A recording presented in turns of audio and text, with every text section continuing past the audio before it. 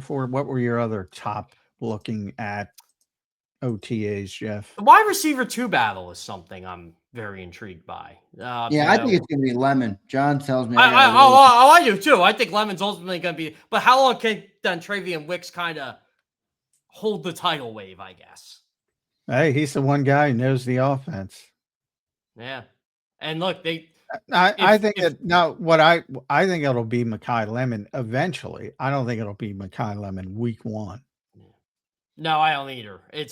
I think Wicks is going to get a fair shot at that. I think Lemon's going to be strictly a slot anyway, but I'm very intrigued by Wicks because he was kind of cast off in Green Bay. They had all those receivers and they had enough where it's like, okay, well, we can get rid of this guy. He's got 1 year left on his rookie deal. So yeah, I love how the Eagles kind of gave him a $12.5 million commitment and said, hey, we believe in you. Big commitment, by the way. That is a big commitment. That's why I think he's going to be the wide receiver 2 longer than we think, but he's a guy I kind of want to watch because those are the guys you do watch in the shells and shorts to see how they're running routes, to see how the communication is with the quarterback. I know it's June, but separation. Kind of stuff you look for.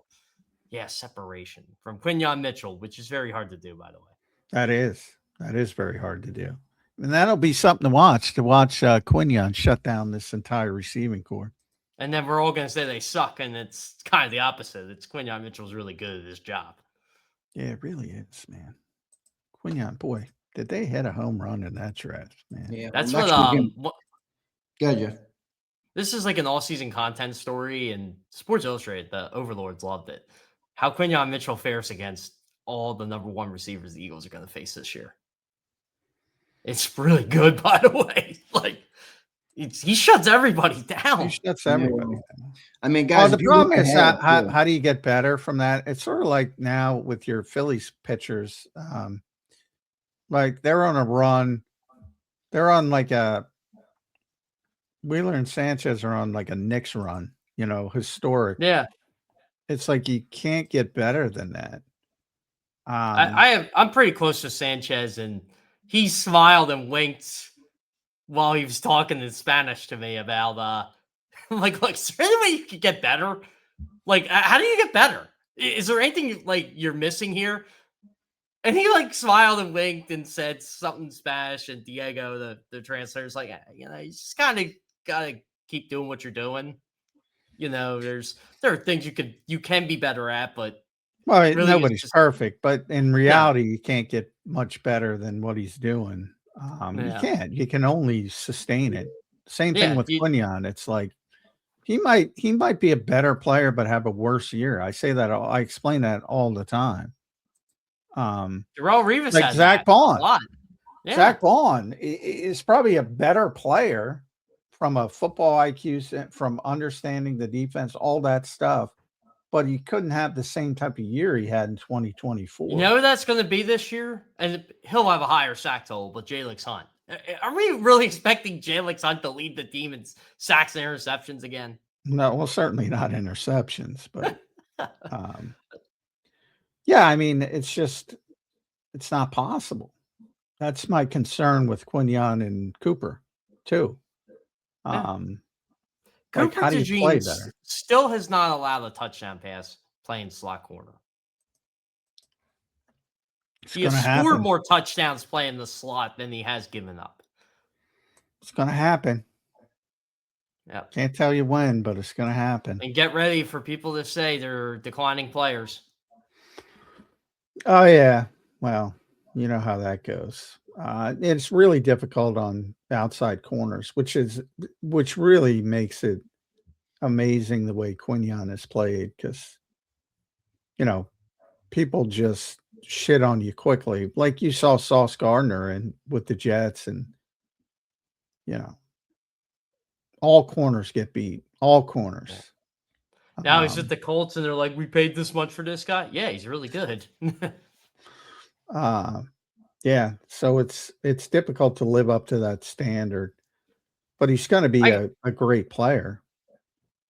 It's a shame the Eagles are kind of filled at the slot because Cooper DeJean's really good and they have Jonathan Jones there, but Kelly Moore's still out there. Jonathan Jones is going to be the backup outside. I have Jonathan Jones making the team. Oh, he's making the team. No shot, no doubt. He's a good player. I like that. That was one of those under the radar signings. Yeah, that was my top under the radar signing. That he's Isaiah Rodgers. He's there to be the third corner. Yeah. His numbers, and I pointed this out. When you look at his coverage numbers, you got to really dive into one because he played outside. Well, he's not going to be playing outside here. Well, I think he will. I think he'll be the backup outside corner. Now, your hope is he doesn't have to play. Your hope is. I thought he'd be in the slot more, but no, I think you are right. Ultimately, what I think is going to happen is, and again, they're either going to trade for a safety or it's going to be Marcus Epps, and then Carter's going to back up in the slot and safety, and he'll be all over the place. And Jones will be the backup outside. And he's a good player. And he's played like I think a lot of people don't realize because he started as a slot corner. Like the past 6 years, he's played outside. Yeah. In New England and Washington. And Washington's defense was a mess last year. Yeah. Yeah. Everything about he was good Washington in New England. Yeah. Everything about Washington was a mess last year.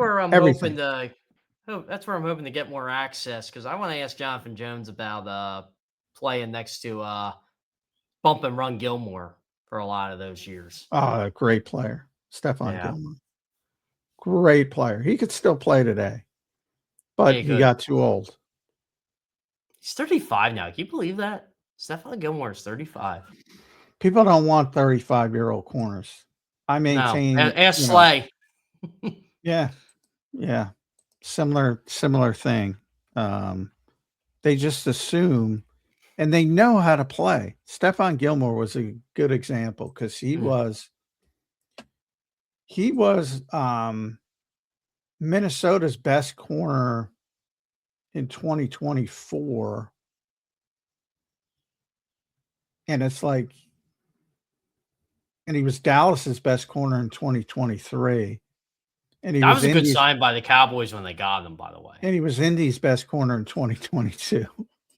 And he kept bouncing around. He's like, why is this guy bouncing around? Because he's old.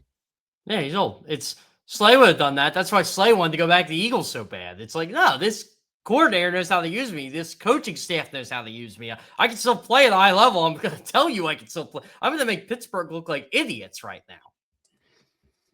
Yeah, he was a great player, Stephon Gilmore.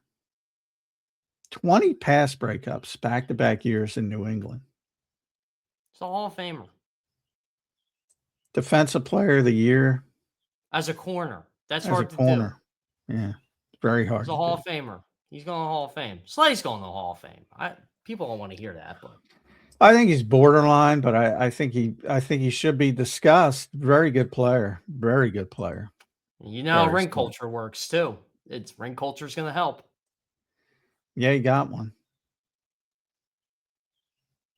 Would not have gotten two even if he got back here, but I digress. Yeah.